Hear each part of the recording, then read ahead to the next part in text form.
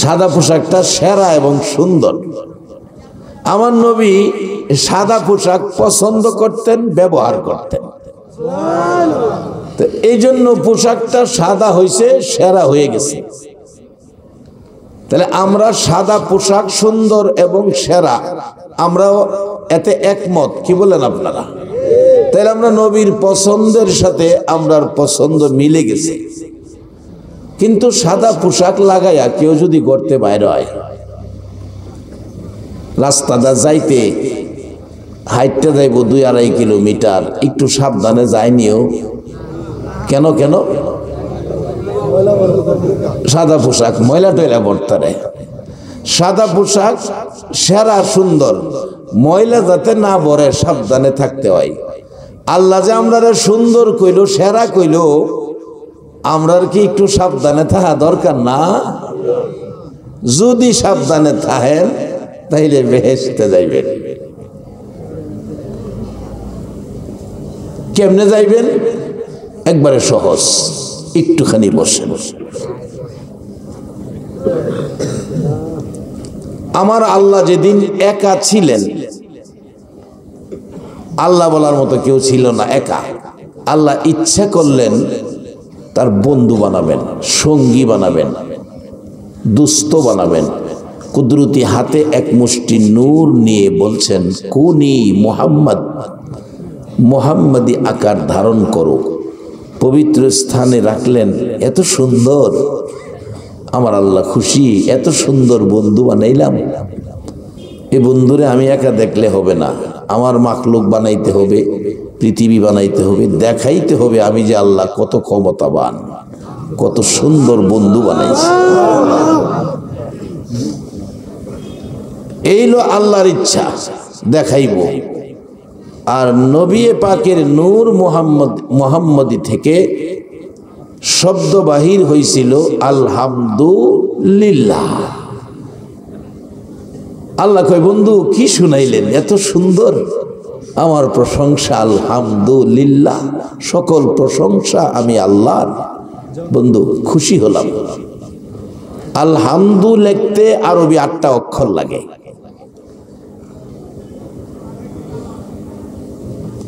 আল্লাহ কয়, বন্ধু এই শব্দটা আমার কাছে বড় পছন্দ হয়েছে। আপনার উচ্চারিত এই শব্দে অক্ষরে অক্ষরে আমি আল্লাহ কাজে লাগাবো। এবার আপনারা কোন বেহেশ কয়টা বানাইছে? আচ্ছা, আল্লাহ কি 12টা বানাইবার ক্ষমতা আছেন না? 8টা কেন বানাইল? ওই যে বন্ধুর খেলা। আজকে হেই নবীর উম্মত আমরা বেহেশত যাইতাম না, যাইতো কেডা? আমরা যায়া জায়গা থাকলে অন্যরা দেব। বসেন।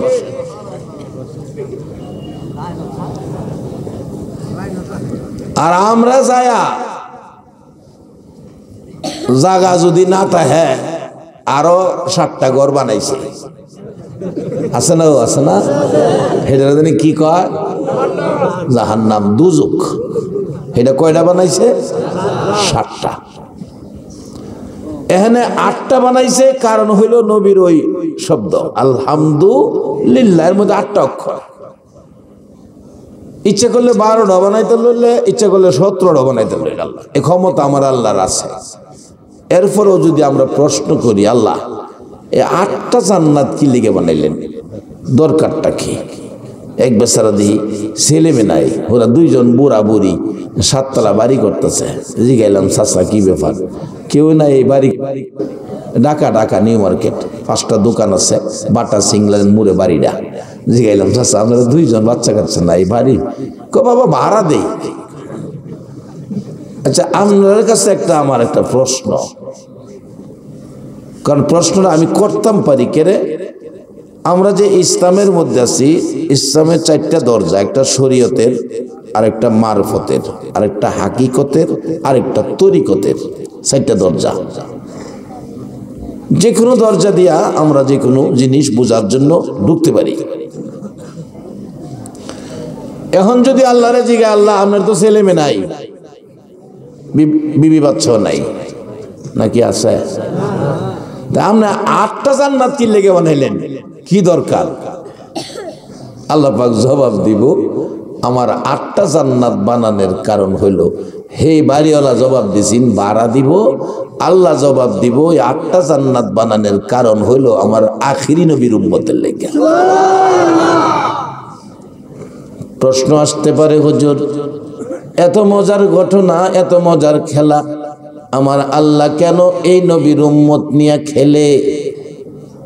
এই মজার খেলা খেলার জন্য, উম্মতের এই মর্যাদার আসনে বসানোর জন্য, ফেরেশতার চাইতে দামি বানানোর জন্য, আল্লাহর পছন্দের জান্নাতি বানানোর জন্য, জাহান্নাম থেকে বাঁচানোর জন্য, মানুষ হিংসা বিদ্বেষ ভুলে গিয়ে দলাদলি ছেড়ে দিয়ে মিলেমিশে থাকার জন্য আমার নবী 63 বছর জিন্দিগি কষ্ট করেছে। মা খাদিজাতুল কুবরা রাদিয়াল্লাহু তাআলা আনহার জীবনী, মা খাদিজা বলেন, মক্কার মানুষেরা রে, আমার মায়ার নবীর কষ্টের খবর জাননি?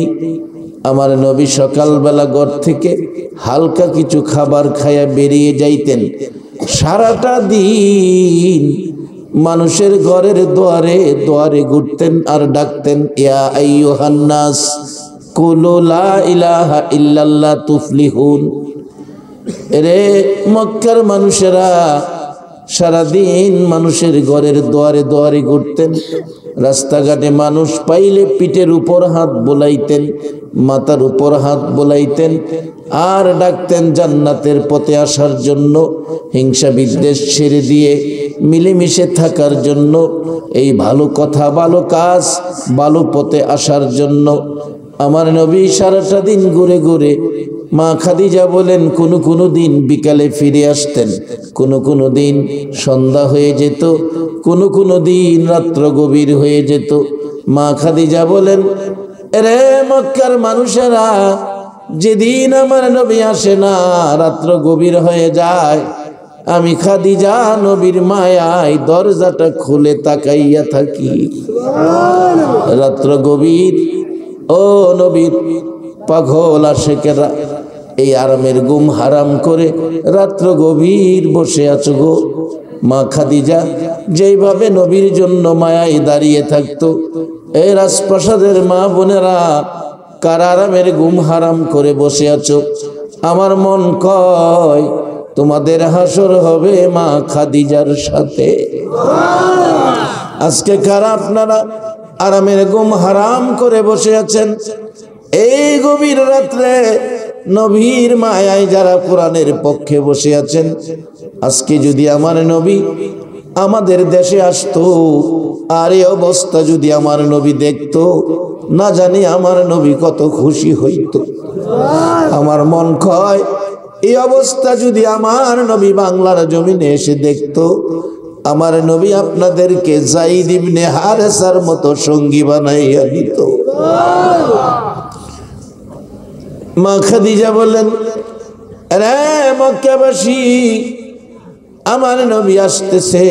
গভীর রাত্রে দেখি এত সুন্দর নবী আসতেছে, মন কই যেন সকালবেলার উদিত সূর্যটা আমার ঘরের দিকে আসতেছে। পাশাপাশি দাঁড়িয়ে আছি, দরজাটা খুলে দাঁড়িয়ে আছি, অপেক্ষায় আছি। কাছাকাছি আসার পর 2 কদম সামনে যাইয়া নবীজিকে হাত ধরে ঘরের দিকে নিয়ে আসবো। নবী যেন ক্লান্ত আস্তে আস্তে আসতেছে।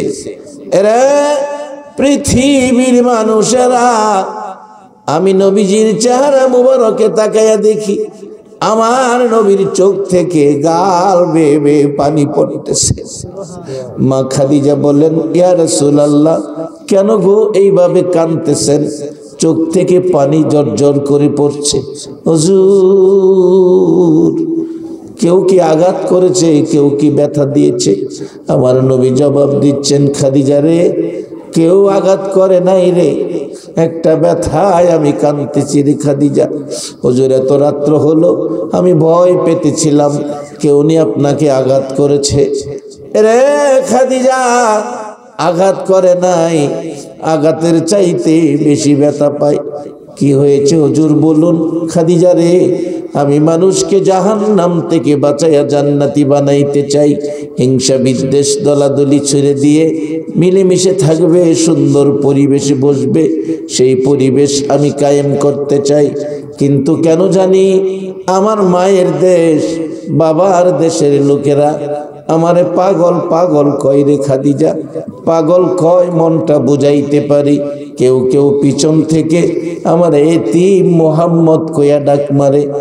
রে খাদিজা, এতিম কইলে আর কলিজা মানাইতে পারি না, পিছনের দিকে মুখটা ফিরাইয়া ডাকি, ও আমার দেশি ভাইরা, তোমরা আমার এতিম এতিম কইও না। তোমরা না জানো আমি মোহাম্মদ জীবনে একটা দিন বাবা ডাকলাম না। আমি মোহাম্মদ জীবনে একটা দিন বাবার কোলে উঠলাম না। জীবনে একটা দিন বাবার চেহারা দেখলাম না। বন্ধুরা রে, তোমরা যখন বাবা বাবা বলে ডাকতা, বাবাটাই না কুলে নিত, দুই গালে চুমা দিত। আমি মোহাম্মদ কানতে কানতে মা আমেনার কাছে গিয়েছি, মার গলায় ধরে চোখের পানি ছেড়ে কাঁদছি, মাগো আমার বাবা কই গো, দেখায়া দাও, আমি বাবার কোলে উঠবো। রে খাদিজা, আমার মা আমার বুকে লইয়া কাঁদতো। এইভাবে যদি তারা আপনাকে আঘাত দেয়, আর কি দরকার তাদের কাছে যাওয়া। আমার নবী বলেন, খাদিজা রে, না বাধা দিস না। যত ব্যথা, যত কষ্ট, যত দুঃখ দেখ না কেন, আমি মানুষকে জান্নাতের পথ দেখাইয়া দিব। আমার নবী এই পরিবেশ পৃথিবীতে কায়েম করার জন্য 63 বছর জিন্দেগি কষ্ট করেছে। কারা আজকের মাহফিলের আয়োজন করেছো গো? কারা আজকের মাহফিলে বসে আছো গো? আমার নবীর কষ্টের প্রতিদান বুঝি দিতেছো। আমার নবী মক্কার জমিনে এই কষ্ট করেছে পরিবেশের জন্য, দুয়ারে দুয়ারে গিয়েছে। আজকে কারা গো? কেউ তো আপনাদের ঘরের দুয়ারে দুয়ারে যায় নাই, মাহফিলে এসে বসে আছেন। বাবারা ভাইয়েরা, আমার নবী এই পরিবেশটা সাজানোর জন্য কত কষ্ট করেছে। আজকে ভাগ্য আপনাদের কত ভালো, মক্কায় জন্ম হইয়া আবু জাহেল সকাল সন্ধ্যা নবী পায়া এই পরিবেশে আসতে পারলো না, কালিমা পড়ে মুসলমান হতে পারলো না। আজকে 1400 বছর পর 6000 কিলোমিটার দূর বাংলার জমিনে রাজপ্রাসাদে একটা দিন আমরা নবী দেখলাম না, তারপরেও কালিমা পড়ে আমরা নবীর উম্মত মুসলমান হয়ে গেছি। কোরআনের পক্ষে আলোচনা শোনার জন্য এইভাবে গভীর রাত্রে বসে আছেন। হাদিস শরীফের মধ্যে আমার নবী ওয়াজ করেছেন, এক কোরআনের মজলিসের বিনিময়, রাসূল বলেন, এক কোরআনের মজলিসের বিনিময় আমার আল্লাহ আমার উম্মতের 60 বৎসর ইবাদতের নেকি দান করে দেয়। এই বরকতপূর্ণ মাহফিলে আপনারা যারা বসে আছেন, আপনারা বেহেশতি হবেন। সকলে বলুন আলহামদুলিল্লাহ। আগেই বলেছিলাম, বেহেশ বানাইছে আল্লাহ, অথচ নিজের ছেলে মেয়ে নাই, বিবি বাচ্চা কেউ নাই, লা শারিক, কোন শরিক নাই, লা ইলাহা ইল্লাল্লাহ। অথচ বেহেশ বানাইছে 8টা। আরে দুনিয়ার ছেলে মেয়ে নাই, বুড়া বুড়ি 7 তলা বাড়ি বানায়া ভাড়া দেয়। আল্লাহর তো ভাড়ারও প্রয়োজন নাই, জিগাইলে জবাব দিবেন, আমি এই বেহেশ 8টা বানাইছি আমার আখিরি নবীর উম্মতের লেগে। সে নবীর উম্মত হইলে জান্নাত পাইবেন, সে নবীর উম্মত হইলে জান্নাত পাইবেন। এখন উম্মত হইতে আপনারা রাজি আছেন কিনা? আলহামদুলিল্লাহ, আল্লাহ কবুল করুক। কিভাবে পাইবেন একটু বাস্তবতায় যাই, বাস্তবটা আমরা ভালো বুঝি। হযরত হাসান বসরি রহমাতুল্লাহ আলাইহির জীবনী, হাসান বসরি রহমাতুল্লাহ আলাইহির জীবনী। ওনার বাড়ির পাশে এক বেচারা আগুনের পূজা করে। তখন আগুনের পূজার যুগ ছিল, আগুনের পূজা, মূর্তি পূজা, গাছের পূজা, এরকম পূজার যুগ বেশি ছিল। খানায় কাবার ভিতরে 360টা মূর্তি ছিল। হ্যাঁ, মূর্তিরে খুব সম্মান করত। খানে কাবার ভিতরে মূর্তি নিয়ে বইরে থে রাখছে। বাড়ির পাশে শামাউন নামের ব্যক্তি আগুনের পূজা করে বুড়া জয়ীফ হয়ে গেছে, ওখানে বেটা পূজা ছাড়ে না। হাসান বসরি যায় বলল, বাবা বুড়া হয়ে গেছেন, পূজাটা ছাইড়ে দিলে ভালো হয় না। হাসান বসরি এই পরামর্শ দিলে শামাউনকে, বেড়া সময় থাকতে আইলে না, ওখান তো বুড়া হয়ে গেছি, ওখানে আর কালিমা বইরা কি করুম? কারণ একটা জীবনে ভালো কাজও তখন আর করতাম না, বয়স নাই, সময় থাকতে কইতে অনেক পূজা কেমনে ছাড়ুম। এমন আছে না এই আগুনের পূজা, যেমন আগেকার মানুষে উক্কা খাইতো, উক্কা একবেলা ভাত না খায়া পারছে, কেউ ঘুমাইছে উক্কা না খায়া পারছে না, আসিন এমন মানুষ। আমার দাদি আসিন ফান খাইতো, আমার দাদি দেখছে আমার বাবারে কইছে, পুত্রে দুই বেলা ভাত যদি আমি না খাই আমি থাকতাম, কিন্তু আমি ফান না খাই থাকতাম, অভ্যাস। উক্কার যুগ গেছে, গাফর আইছে বিড়ি না খায় বাঁচতে আসছে না। একবার রোজার দিন কি করবো, কোনো বিড়ি খাইতে না, পরে পায়খানার ভিতরে গিয়ে টান শুরু করছে, ঘুমটা ভাঙ্গন লাগে, পায়খানার ভিতরে বইয়া বিড়ি এমন টান শুরু করছে, জীবনের টান টানতাছে। দরজার ফাহাদা ধোয়া বাইর মঞ্চে সর্বনষ্টে, পায়খানার ভিতরে মনে আগুন টাগুন লাগছে, মানুষ পানি মারতেছে উহরদা নিচে দা, বেচারা কোন বিপদ পড়ল। রোজা না রেখে বিড়ি খাইলে বুঝি এই বিপদ হয়, কি কর? বিড়ির যুগ গেছে গা, অনাইছে সিগারেটের যুগ। অনার বিড়ি কেউ খাইতেছে না, সিগারেট। এটা বাস্তব একটা ঘটনা। আমার রামনগরের আমার এক চাচা আছে, নাম কইতাম না, নাম কইলে কি বলতে আছে, মুরব্বী বেড়া সিগারেট খা, অসুস্থ, ডাক্তার আনছে, ডাক্তারে ক চাচা আপনি সিগারেট খান? কহা চাচা সিগারেট খাওয়াটা আপনার ছেড়ে দিতে হইব যদি কয়েকদিন বাঁচতেন চান। চাচা জিগায়, বেড়াই তোর বয়স কত রে? আমার বয়স 50। আমার বয়স 85, আমি এটা খাইয়া বাচ্চা আছি। তুই তো বেটা 50 বছর বিড়ি না খাইয়া যা আসছ, চাই ভালো আছে।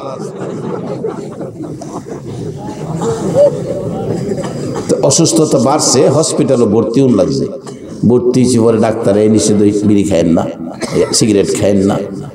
পরে হসপিটালে তো আর সিগারেট নাই, বেড়ার জীবনটা বাইরে যেতেছে। যারা দেখতো, যা রুগী দেখতে গেলে কি কেউ সিগারেট নেয়? কেউ ফল ফলা দিত, তুলে যা রুটি কলা নেয়, মির্চি নেয়, ফল ফলা দি নেয়, তা নিয়ে গেছে, টাল ফলাই দিছে।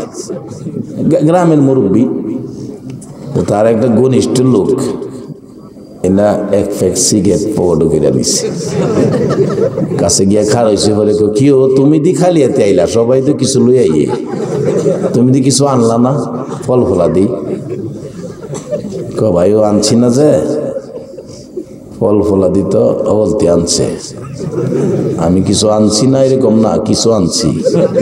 কি আনছ? যে দেখাই আপনি বাচ্চা আছেন, এই আনছি। ভাই ডান্স কহা নার্স গিয়া, লোক নার্স গিয়া সারলে পর বিশ্বাস করতেন না, যখন খালি পকেটে ফেকটা দেখাইছে, ফাল দুইটা বই গেছে, বই আসে রে কয় আপন থাকলে তুমি আমার আপন। আনে গিয়া মালটার আঙ্গুর আর কমলা, আসল আনে না।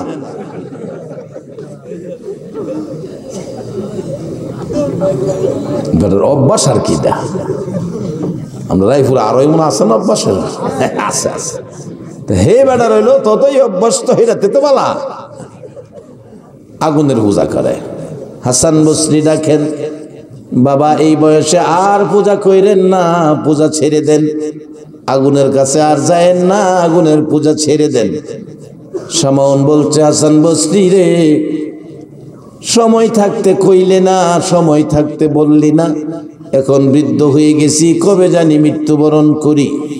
এখন আর পূজা চাইরা কালিমা পড়ে মুসলমান হইলে কি লাভ হবে? হাসান বসরি রহমাতুল্লাহ আলাইহি বলছেন, বাবা কালিমাটা পড়ে মুসলমান হন, আখিরি নবীর উম্মত হন, 10টা পৃথিবীর সমান একটা জান্নাত পাবেন। সামাউন বলেন, রে হাসান বসরি, এখন তো কালিমা পড়ে মুসলমান হইয়া ভালো কাজ করার সময় নাই। বাবারা ভাইয়েরা, আমরা কেউ এই পরিমাণ বুড়া হয় নাই। আল্লাহ কোরআনে আমাদের উদ্দেশ্যে ওয়াজ করেছেন, ইয়া আইয়ুহাল্লাযীনা আমানুরকাউ ওয়াসজুদু ওয়া'বুদু রাব্বাকুম আফআলুল খায়রা লাআল্লাকুম তুফলিহুন। ও পৃথিবীর বিশ্বাসীরা, তোমরা রুকু সেজদার মাধ্যমে রবের ইবাদত করো। ইবাদত করলে জান্নাত দিলাইব, এই কথা কইছে না। এরপরে কইছে আফআলুল খায়রা, ভালো কাজ করো, ভালো কাজ। নামাজ পড়লেন রুকু সেজদার মাধ্যমে ইবাদত। নামাজ পড়া যদি যাওয়ার সময় বাটার জুতা আরেক বাটারটা নেনগা, তাইলে কি নামাজ পড়া কাজটা ভালো হইলো না খারাপ হইলো? এই নামাজ দিয়া জান্নাতে যাওন যাইতো না। বল হুজুর জুতা নে? জি, আমার বাসস্ট্যান্ড মসজিদে আমারও 3 জোড় জুতা নিছে। ওখানে জুতা সামনে নিগা করে সামনে। আল্লাহ বলছে রুকু সেজদার মাধ্যমে রবের ইবাদত করো, তারপরে ভালো কাজ করো। আফআলুল খায়রা লাআল্লাকুম তুফলিহুন, তাইলে তোমরা সফল কাম হইবা, অর্থাৎ তোমরা জান্নাত পাইবা। আচ্ছা, আজকে মুন্সিবাড়ির পক্ষ থেকে যে মাহফিলের আয়োজনটা করা হয়েছে, একটা সত্য কথা কইবেন, কাজটা কি ভালো কাজের মধ্যে না খারাপ কাজের মধ্যে? ও মুন্সিবাড়ির মুন্সি সাহেবরা, এত মানুষ সাক্ষী, কাজটা ভালো। আর আমাদের ভালো কাজ করাই উচিত। আমরা আখিরি নবীর উম্মত, ফেরেশতার চেয়েও আমরা দামি।